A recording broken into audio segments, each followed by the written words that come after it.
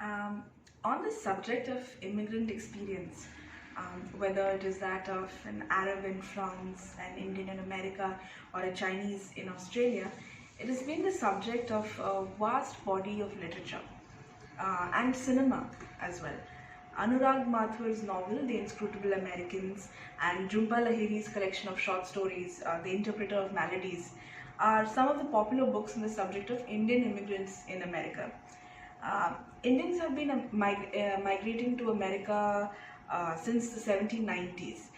In 1900, there were only 2,050 Indians in America. The first wave of immigrants was from an agricultural background, from areas like Punjab. From the 1960s onwards, right down to the 1980s, they were most visible in books and popular culture as owners of convenience stores and motels and cab drivers. After that, there was a change in the profile, and now you see migrants belonging to backgrounds of or their skilled professionals like academics, software engineers, management consultants, media professionals, etc. In 2003, Indians were they constituted 1% of the total population of America and are the fastest growing, most educated and affluent of all the ethnic groups there. Indian immigrants in America are known as Asian or South Asian Americans, along with immigrants from other countries in South Asia. This is to distinguish them from American Indians, who are the local indigenous people of the country. Okay, the story of migration. The migration of people across countries is not a recent phenomenon. People have been doing this for centuries. They have been migrating from between countries across continents. It's just that in the later half of the 20th century, we have all these developments which have made it easier for people to migrate. Like you have the globalization of world economies, you have improvements in the infrastructure for transport, communication. All of these things make it easier for people to migrate, and that's why you see a sharp rise in the trend of migration in recent times. There are many reasons why people would leave their homelands and move to another country, and as I'm sure a lot of you are familiar with, the most common reason for this is economic reasons. People want a better livelihood, people want a better standard of living. However, there are situations where the migration does not happen naturally. They are forced to move out of their homes, and in fact one of the earliest examples of this is in the 15th century, during the colonial expansion of European powers. There was a large-scale forced migration of people, especially from the colonial countries, like from Africa, to work on plantations of settlers in the West Indies, or you have Africans being shipped across the seas to build the fledgling, or to lay the first foundations of what would become America. There's a migration can also happen because of internal conflicts, people migrating to escape oppression or persecution on the basis of race, religion, or political beliefs. And again, you can see examples for this from our own lifetimes. Then there are natural calamities that force people to relocate. Like for example, it could be a flood, it could be a famine, or it could be special development projects that displace entire populations, such as the construction of dams or the construction of special economic zones. And then of course there is illegal migration, where people are smuggled or kidnapped from their countries and transported across borders. You'll see that human trafficking is an example of this. You'll also see that when people, like in the case of the US-Mexico situation, where people actually cross the border illegally from Mexico into the US, that's a form of illegal migration.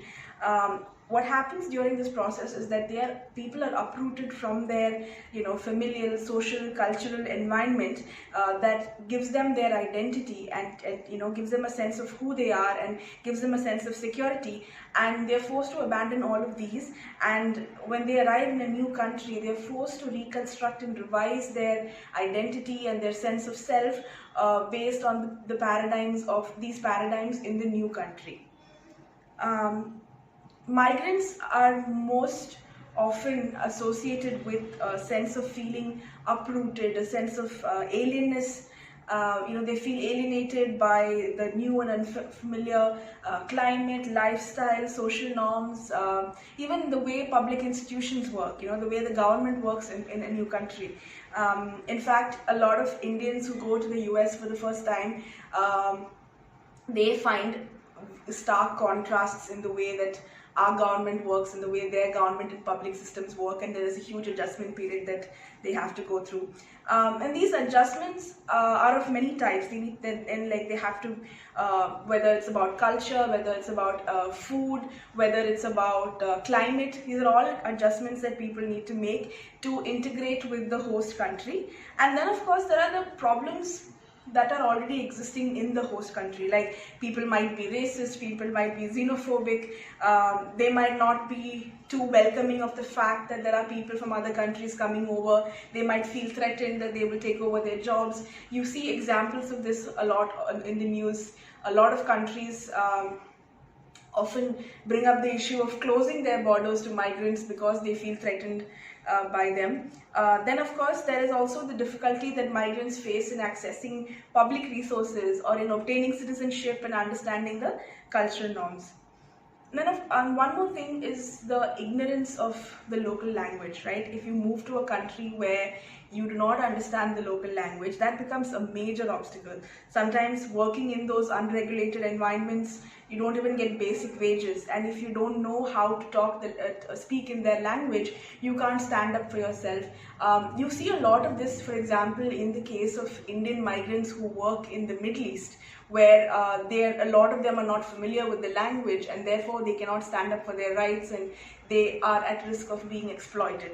A lot of these things, or a lot of this dislocation that comes from the various elements that go with migration, it causes a lot of stress and anxiety, and you see this becoming evident in the everyday lived experiences of migrants.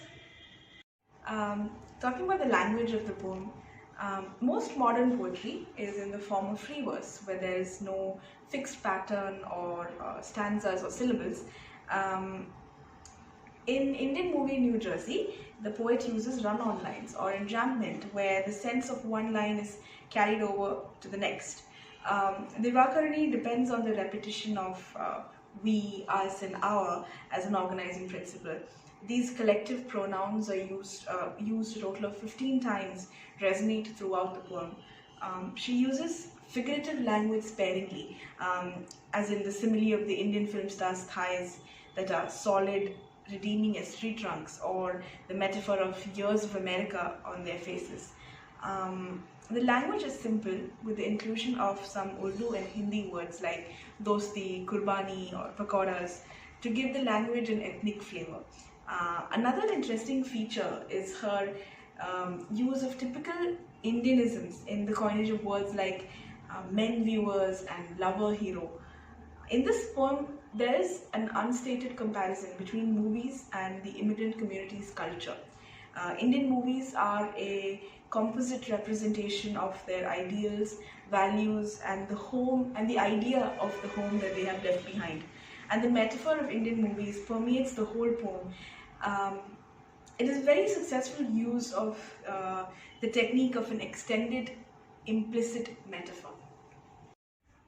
In this poem, you have read about the Asian American migrant experience. Within the space of a few lines, Divakarani has managed to raise a wide array of issues related to assimilation and inclusion of migrants within the host society.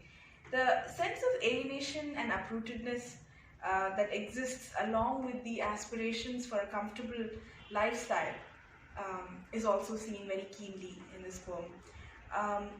You also read about racial discrimination and xenophobic behavior, which are paralleled by the resistance of these migrants towards hybridization and a reluctance to change their cultural norms. The movie hall is presented as a space where the Indian community asserts its ethnic identity, and the movie eventually becomes the extended metaphor for their memories of their homeland or India.